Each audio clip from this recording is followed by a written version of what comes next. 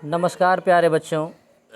बच्चों, इस वीडियो में हम लोग धातुओं और अधातुओं की परस्पर क्रिया के बारे में समझेंगे। देखिए बेटा, केमिस्ट्री में कोई सभी धातुएं किसी भी अधातु से क्रिया नहीं कर लेती। इनकी गिनी चुनी मात्रा होती है कि ये इसी से क्रिया करेंगे। तो कैसे, इसका आधार क्या होगा? कोई ना कोई तो नियम होगा। तो बेटा, वो जो नियम होता है वो होता है इलेक्ट्रॉनिक विन्यास। इलेक्ट्रॉनिक विन्यास के आधार पर ही ये तय होता है कि कौन सी धातु किस अधातु से क्रिया करेगी। अब इलेक्ट्रॉनिक विन्यास क्या होता है, इसका मतलब समझिए। उदाहरण हम लोग सोडियम का उदाहरण लेंगे। हम लोग सोडियम का जो परमाणु क्रमांक होता है वो 11 होता है। परमाणु क्रमांक 11 का मतलब है इसके अंदर 11 इलेक्ट्रॉन होंगे। अब बेटा, जो 11 इलेक्ट्रॉन सोडियम परमाणु के अंदर होते हैं, ये 11 सोडियम का जो नाभिक होता है उसके आसपास चक्कर लगाते हैं। और चक्कर लगाने का एक निश्चित नियम होता है। क्या नियम होता है? तो जैसे ये सोडियम का नाभिक है, 11 जब चक्कर लगाएंगे तो पहली कक्षा में अधिकतम 2 इलेक्ट्रॉन रह सकते हैं। उसके बाद जितनी भी कक्षाएं होंगी उनमें जो है वो 8, 18, 32 इस हिसाब से रह सकते हैं। अगर 8 मिले तो ठीक। जैसे तीसरी कक्षा की बात करें, उससे कितने अधिकतम इलेक्ट्रॉन रह सकते हैं? तो ऐसे याद रखिए, 2, 8, 18। समझिए, तीसरी कक्षा में कितने इलेक्ट्रॉन चाहिए? 18 कम से कम इलेक्ट्रॉन कितने होने चाहिए? अधिकतम कितने हो सकते हैं इलेक्ट्रॉन? 18 इलेक्ट्रॉन हो सकते हैं। अब अगर 18 नहीं है तो कम से कम 8 तो होना जरूरी है। इसे बोलते हैं हम लोग अष्टक नियम। क्या बोलते हैं इसको हम लोग? अष्टक नियम। अष्टक नियम क्या होता है? प्रत्येक परमाणु अपनी बाहरी कक्षा में 8 इलेक्ट्रॉन रखने की प्रवृत्ति रखता है। ये उसकी आदत होती है।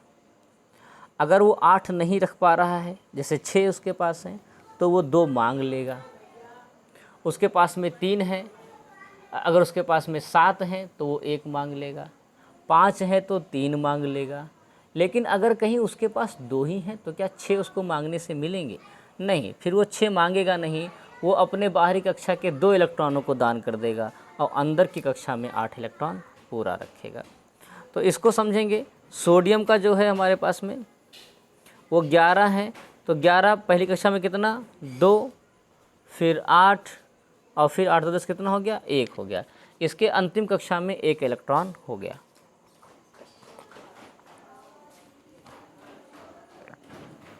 बेटा, अंतिम कक्षा में जब इसके 1 इलेक्ट्रॉन बचा तो इसको क्या 7 मिलेंगे? इसको 7 नहीं मिलेंगे। तो 7 नहीं मिलेंगे तो ये क्या करेगा? अपना अंतिम कक्षा का 1 इलेक्ट्रॉन दान देने की प्रवृत्ति रखता है। जो इलेक्ट्रॉन दान देने की प्रवृत्ति रखते हैं उन्हें हम लोग इलेक्ट्रॉन दाता कहते हैं। उन्हें हम लोग इलेक्ट्रॉन दाता कहते हैं। ठीक। अगला उदाहरण लेंगे, हम लोग समझेंगे उसको। क्लोरीन भाई साहब को, क्लोरीन के 17 इलेक्ट्रॉन होते हैं। पहली कक्षा में 2, फिर 8, 8 2 10 हो गए।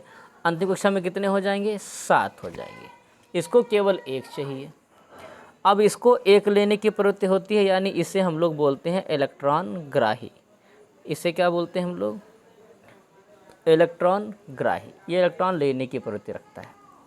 अब जैसे ही सोडियम को देखोगे तो ये 1 इलेक्ट्रॉन देने की प्रवृत्ति रखता है। वहीं पर जो क्लोरीन है वो 1 इलेक्ट्रॉन लेने की प्रवृत्ति रखता है। जैसे दोनों ही मिलेंगे, दोनों में दोस्ती हो जाएगी।